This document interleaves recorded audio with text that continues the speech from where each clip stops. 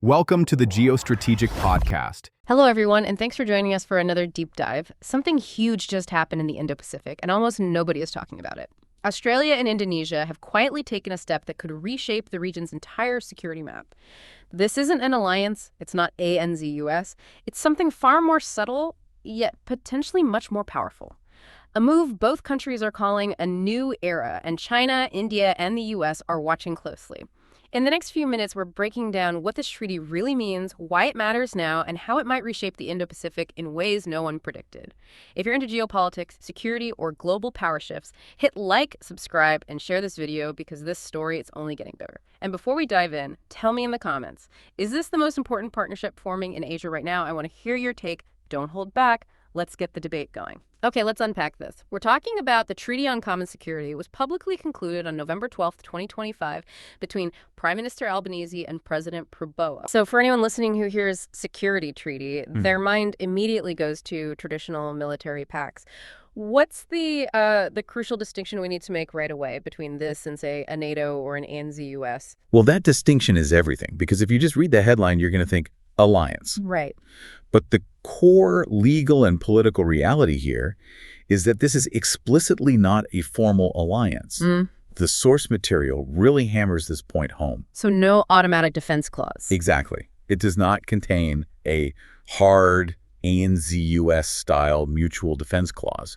There's no automatic requirement for military assistance if one party is attacked. Yeah. That obligation is very deliberately absent. Okay, so if they aren't obligated to automatically fight for each other, what's the point? What does this treaty actually do that normal diplomatic cooperation doesn't? It delivers something much more subtle, but you could argue it's strategically more vital. It's about institutionalizing trust. Institutionalizing trust? Yeah. Think of it like creating a permanent, well-oiled machine for security consultation. It's designed to be more structured and predictable security partnership. So it's about making sure that when a crisis hits, you're not starting from scratch. You're not starting from square one. You have a framework. You have trusted communication channels already hot. It's about predictability. And in geopolitics, predictability is gold. And looking at the actual text, the obligations here seem to go way beyond just, a yearly meeting and a photo op. These are specific mandates. That's right. The first three are about locking in that dialogue. They have to consult regularly on security issues, hold consistent ministerial-level talks, and, design security activities that benefit both sides. But the real teeth of the document, it seems, is in that fourth point. That's where the strategic weight is. Completely. The one that forces them to consider measures. Precisely. It obligates them to consider measures, and they can be individual or joint, if either one of them faces a security threat or an adverse challenge. That language feels very carefully chosen. It's the political compromise. Indonesia gets to keep its autonomy and its non-aligned status, but Canberra and Jakarta are now legally required to have a high-stakes conversation about a coordinated response when trouble starts. It forces the issue onto the table. It basically takes the option of just ignoring a crisis off the table, even if the response they choose is purely diplomatic. It does. And that's why analysts are saying the treaty's real power is in its political symbolism, structured consultation, and operational possibility. It's an elevated strategic partnership. So it's a political commitment that creates the space for military action later without legally forcing it now. You've got it. That's the formula. Okay, so a framework like this level of deep institutionalization, it doesn't just appear out of nowhere. To really get why this is so significant, we have to look at the history here. It's a relationship with deep roots, but also some real trauma. You really have to go back to the mid-90s. This new treaty deliberately echoes the spirit of the 1995 agreement. The Australia-Indonesia Agreement on Maintaining Security. That's the one, signed by Paul Keating and President Suharto. And at the time, that was seen as this huge post-Cold War signal of deep strategic alignment. A major diplomatic win. But it failed its first big stress test just a few years later, didn't it? It failed dramatically.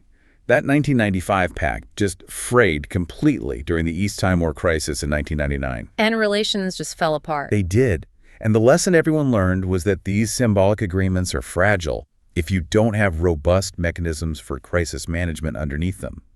The old relationship was built on political alignment, not institutional resilience. So this new 2025 document is basically a direct attempt to fix the flaws of that 95 pact.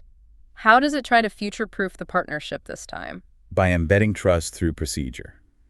The whole point is to avoid the old vulnerabilities by embedding political consultation and crisis communication at the highest levels. The goal being to create a channel that has to be used, even if domestic politics are getting heated. Exactly. It creates a kind of inertia against disruption. And we've seen the groundwork for this being laid for years, so this treaty is less of a sudden shift and more of an inevitable final step. It is. Just look at the recent military groundwork. In August of 2024, they signed a defense cooperation agreement that was, frankly, profound. What did that one do? It permitted joint military operations from each other's territory. It massively expanded exercises, and it strengthened cooperation in counterterrorism and the defense industry. And we saw the proof of that with the field exercises. Oh yeah, late 2024, you had the massive exercise Chris Woomera.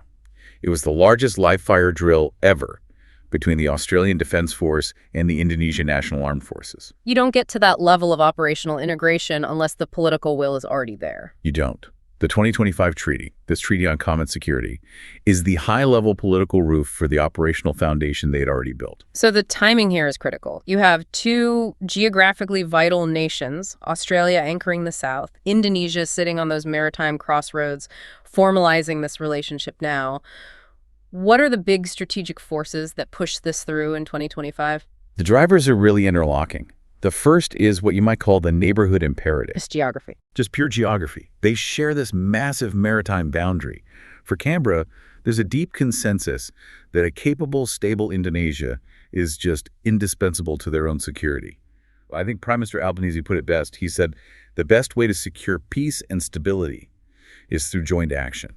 You simply can't secure Australia without a stable partner to your immediate north. And the second factor is the one that's defining the entire decade great power competition. That's the geopolitical context. Tensions are sharpening across the entire Indo-Pacific. This treaty, with its institutionalized consultation, it acts as a kind of insurance policy against miscalculation. So if a flashpoint kicks off in the South China Sea, for instance, they're not scrambling to find the right person to call. They're not. Their actions, or even their non-actions, can be aligned from the start. It builds on the older 2006 Lombok Treaty, but adds that operational rigor.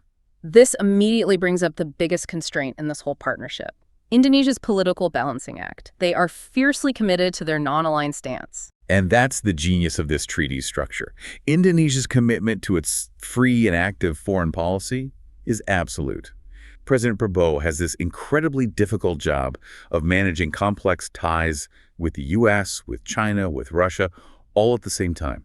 So a hard mutual defense clause would have been a political poison pill for him in Jakarta. It would have been dead on arrival. So the lack of a binding defense clause, it's a feature, not a bug. It was designed that way specifically to accommodate Indonesia's need for autonomy. It lets them get closer to a key partner without compromising that core non-aligned identity. Absolutely. It lets them elevate security cooperation with Australia while keeping their independence from the major power blocs. And for Australia, this fits perfectly into their broader regional strategy. It does. It's part of a concerted effort to build what they call a ring of stable and cooperative neighbors. You see it playing out elsewhere, too. Like with the recent security treaty with Papua New Guinea. Exactly. The goal is to anchor their immediate maritime environment, creating stability from the east with PNG, and now across that huge maritime divide with Indonesia.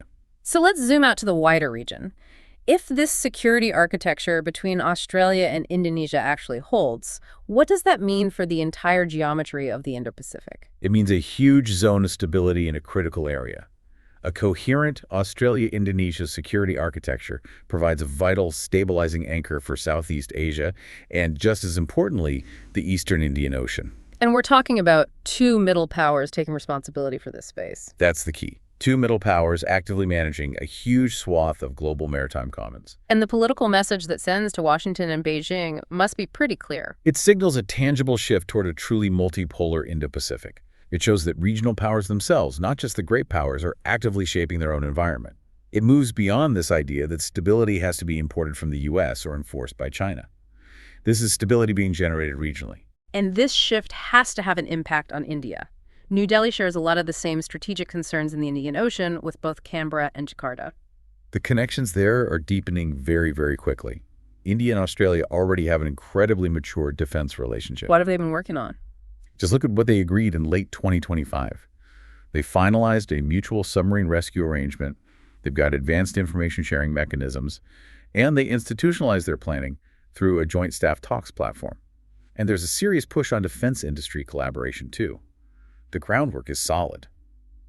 So you have a strong Australia-India link, and now this deeply institutionalized Australia-Indonesia link. That triangle, Australia, Indonesia, and India, creates a pretty compelling new structure. It absolutely does. The potential for a meaningful trilateral dynamic is maybe the most exciting geostrategic implication here, and officials are already talking about this framework. It allows for a flexible, issue-based cooperation that covers the entire Eastern and Central Indian Ocean. What kinds of problems would a trilateral framework like that be best suited to tackle? Well, maritime domain awareness is number one. Right. Just knowing what's happening out on the water. Coordinated humanitarian response to disasters is another big one. Right. But strategically, it's really about coordinated maritime law enforcement and, most critically, conflict prevention. It creates this lattice of cooperation that makes it much harder for instability to take root in the Indian Ocean. That flexibility seems key. But every treaty has its limits, especially one built on such precise compromises. Let's do a reality check. What are the key risks here? What could go wrong? There are four big ones. The first is the ambiguity we just talked about. Right, the consider measures language. It's great for political autonomy, but it's terrible for concrete crisis planning. What exactly constitutes a threat versus just an adverse challenge? If Australia gets hit with a massive state-sponsored cyber attack, does Jakarta classify that as a threat requiring joint consideration? That lack of clarity is a risk. And given what happened in 1999, domestic politics, especially in Jakarta, has to be a major risk factor. Absolutely. That's the second risk. Domestic politics. Indonesia has a historical sensitivity to any perceived foreign military influence. Any sign of aligning too closely with a Western partner could fuel a nationalist backlash. Political continuity on both sides is crucial. And then there's managing the perceptions of the big players who are already watching this very closely. That's challenge number 3, external management. Both Canberra and Jakarta have to be incredibly careful with their messaging to China and the U.S. to avoid the misperception that this is some kind of containment pact. They have to constantly frame this as a stabilizing regional initiative, not a move against anyone. And finally, the practical side. Turning these words into real-world capabilities is expensive and it's complicated. It is. That's the fourth challenge, the operational hurdles. Deeper cooperation in really sensitive areas, cyber, intelligence, advanced naval capabilities. It requires huge, sustained resources and political will that has to last beyond election cycles. The treaty is just the starting gun. The real hard work is the decades of technical alignment that have to follow. So, despite all those constraints, the fundamental takeaway here seems to be a clear move toward greater regional responsibility. It tells us that the Indo-Pacific's future stability is going to rely heavily on how these regional states weave together their own dense networks of trust and cooperation. It's a partnership rooted in strategic realism, with middle powers actively shaping their environment instead of just reacting to it. It's a truly fascinating evolution. If this bilateral agreement is sustained, it really could become the blueprint for how Southeast Asia balances major power competition without having to join a fixed bloc. But what does that then mean for the future of ASEAN unity if the most powerful regional states are building these potent minilateral relationships on the side? That's something for you to mull over as we watch how this plays out. Thank you all for listening or watching. We'll be back next time with another deep dive into the stories that are reshaping our world. If you found this discussion valuable, please like, share, and subscribe to the Geostrategic Podcast for more in-depth analysis on topics that shape our world. Stay informed, stay ahead, and stay tuned for the next episode. See you in the next one.